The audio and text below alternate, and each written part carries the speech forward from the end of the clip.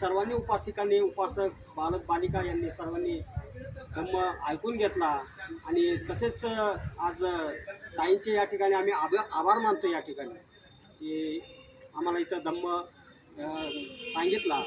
पण आता आपले वर्षाच्या निमित्ताने जे काय केंद्रीय शिक्षक येतात, पदाचारी येतात आणि धम्म सांगतात, आपल्याकडे थोडे त्यांचं कार्यही खूप मौल्यवान आहे. कमी आहे त्याच्यामुळे ते थोडं आपल्याला त्रास होतोय. पुढच्या वर्षी नक्कीच आपलं भव्य दिव्य विहार असणारे गुरुजी. आणि इथे धम्माचे चांगले इथं मेक आपण इथं म्हणतात ते मेक लावलेली आहे. बरोबर. ते वटवृक्ष असे खूप मोठं होईल इथं या धम्म रुजवण्याचं. आणि ताईंनी जो धम्म रुजवून सांगितला त्यांचेही मी या ठिकाणी आभार मानतो इथं.